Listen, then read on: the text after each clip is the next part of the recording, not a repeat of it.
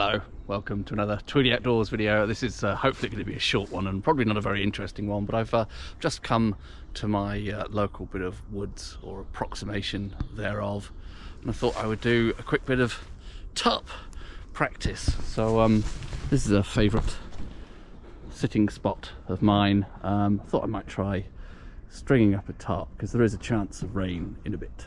I'm going to start with the longest bit of paracord from the random bundle I brought with me that I've got, and I hope I can get a line from that little upright pole, whatever it is, bit of a tree, over to that branch over there. Let's see. Make a basic loop. This end goes over here twice, and then over the other side once, and then tie that off.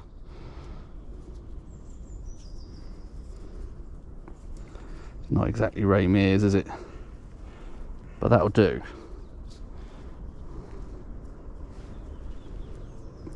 That gives a knot that we can do a bit of tensioning with, and hopefully I've just about got enough length here to do. Can you still see the same on this side? So are you actually in shot there? Once again, taut line hitch. Make a basic loop, wrap this round that side of the loop twice, and then come over to the other side, tie that through there, make a simple knot, something like that. Never quite right, is it? But pull that tight, and then you can create a bit of tension there. Now then, the bit that I always get wrong is I forget to thread these loops onto that ridgeline first, so I'm going to have to quickly undo that knot and do that again. So that's it's given us a sort of relatively taut kind of washing line, in which the Microtarp, it's a Microtarp from Backpackinglight, is hanging rather limply. Now what I've seen some people do now is use a prusik knot here in order to secure that hoop onto that bit of the guy line, so it's not just sliding back and forth like that. Prusik knots, I believe, they rely on ideally having a different thickness or a different texture of cord to whatever your guy line is made out of. I only have one thing with me, so what I normally end up doing is using these dangly ends to just sort of bodge some kind of basic, tie there to hold that in place. So, if at one end it's just a regular fixed simple knot, and actually if you have enough length at this other end, you can make that another taut line hitch, so then you can kind of tension this along here. Not a lot of line to play with, it's probably just about enough, so yet another taut line hitch. I love doing these, my favourite knot, I think. So once over there, twice over there, and then once over the other side. Tie that off, and then hopefully can just about, it's not great, but it'll do. Ideally I'd now have 4 lengths of cord, probably only have 3 though. I just do a sort of basic double knot, very primitive, to tie it onto the hoop there, and then yet again another taut line hitch for the one that's actually going to get pegged. Right. That can come out to maybe all the way over here.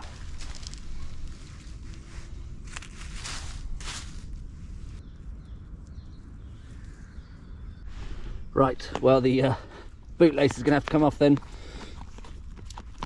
for one more guy line. Classic. Use your bootlace trick. Hopefully that's long enough. Well, not really. Maybe I can tie it onto that branch instead, actually. 1, 2, and over the other side. Right, that's the finished shelter. got a ground sheet, which is probably bigger than the tarp actually. If that's unfolded, I could have strung that up instead and had some more overhead cover, but whatever. There we go. And I have, of course, brought along with me some Gevrey Chambertin. Oh, the glass is in shot a bit as well. The one from BBR from that other video. That was probably the worst tarp setup segment on YouTube. So you know, definitely don't be following this for advice in an emergency situation. I mean, come on, look. I'm sitting here, I'm just about to open a bottle of Gevrey Chambertin. It's clearly not Bear Grylls / Ray Mears, Ray Grylls, Bear Mears. Sounds like a Dutch painter. Right, 2018. Have to admit, mixed bag, that particular vintage. It was a hot year in Burgundy, as it was here, if you remember. A bumper year for English sparkling wine, but very thin glass on that. Burgundy, it's pretty important that you keep the acidity.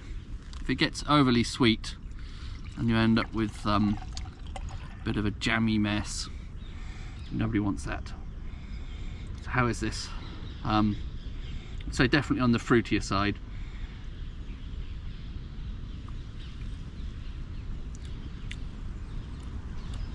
Good hit of cherry there.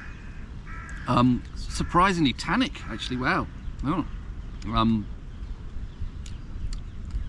Yeah, it's not bad though. It'll do for sitting in the woods underneath a badly set up tarp. Can you hear that? Not the birds tweeting. It's raining a bit. Very satisfying. It really is just as though it was meant to be. A few chatty sort of items I'd like to address. A couple of highs. Completely happy with the phrase "shout out." It just, I don't know, something about it doesn't sit well with me. Anyway, you know, to use the common YouTube parlance, a couple of shout outs. Like to say hello to WC21 UK Productions Limited, who has been making some great content, I think, and deserves to be far more widely viewed. Most of the recent videos tend to be sort of about Roman Britain, but actually, you know, the channel covers a whole bunch more subjects than that. Very dapper chap, the star of WC21 UK Productions Limited, and I think the production quality is very high as well. Really nicely made videos, well edited, well thought out in advance. Actually a script involved, a lot of nice graphics, some really punchy sort of I don't know, is it kind of 80s sort of synth type? I don't quite know how to put my finger on it. The music is pretty funky. And probably, if you're of my sort of generation, not that anyone in their 20s watches this nonsense anyway, they're all on TikTok, I imagine.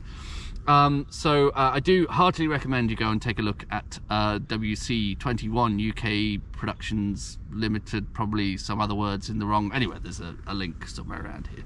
Another shout out / hi / greeting across the YouTubes I'd like to make is to Open-Minded Wanderer, which I keep thinking is Open-Minded Wanderer, but it could be either, really. And it's a great channel for ancient history, particularly Neolithic stuff.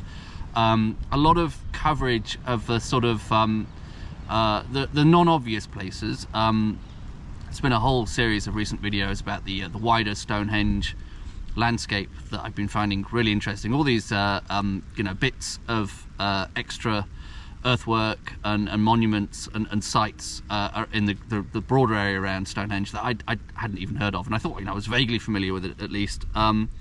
That's a great channel. I have a feeling OMW is getting close to 1K subscribers. I should maybe fact check that. So it would be fantastic if we could get that channel into 4 figures. So if you are into ancient history, if you don't already know that channel, I would strongly recommend going and taking a look. One more random mega crap short videos. Is that right? Have I got that right? I'm instantly fond of any channel that is self-deprecating in its title, and they're sort of outdoorsy videos, mostly filmed in tents, but you know, single shot, usually kind of a minute or less. No context, no narrative, just like here I am doing something in a tent. I find that actually surprisingly entertaining, just these tiny snippets of sort of outdoors life, with you know, as I say, presented with no context, quite sort of almost a work of art, I would say. So I recommend going and taking a look at random mega crap short videos. I hope I've got the name right. I'm strangely loving the really not that necessary tarp. There's been a very light shower. It's stopped now. It's nothing that an umbrella or a, you know, waterproof jacket wouldn't have warded off, but there's just something about having a tarp that makes a little random patch of woodland somehow more homely. Well, yes, so apologies for what's going to end up being a random and probably quite talky video, but I thought this might be a good opportunity to discuss what plans I have for the channel for the rest of the year, and the reality is I have basically no plans. I'm completely useless at forward planning. My sort of planning horizon is at best 7 days ahead of now, and sometimes not even that much, so I tend to just do things on a whim. I have a couple of vague ideas about things that I would like to do, places I would like to get to, the Black Mountains, the Brecon Beacons, and you know, all the other surrounding countrysides. A walk along some of the Offa's Dyke path. Very much like to return to Dartmoor. It was a sort of a flying visit a few weeks back. I would love to spend more time there. Scotland was absolutely magical. That, again, flying visit. I don't know why I do this to myself. I only ever seem to spend 24 hours in one place, but Burns Night Scotland trip, absolutely fantastic. I would love to spend more time in Scotland with that amazing sort of freedom to roam.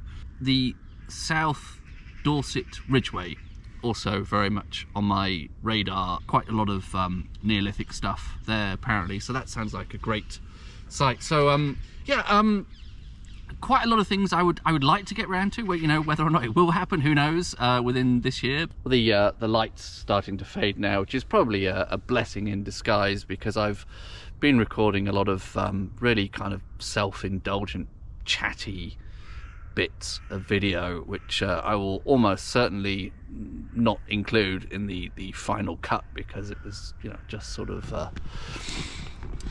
as I say, self-indulgent nonsense. So perhaps now is time to say farewell for this. I hope this wasn't just a kind of random bunch of nonsense. So thank you for watching. Thank you for sitting through that. Probably quite tedious. Yeah, I will see you on the next one, where hopefully I will be doing something a bit more interesting than just setting up a tarp in my local bit of woods and drinking some wine underneath it and then babbling for a while. You know, actually a proper wild camp or some such. So thanks, bye bye.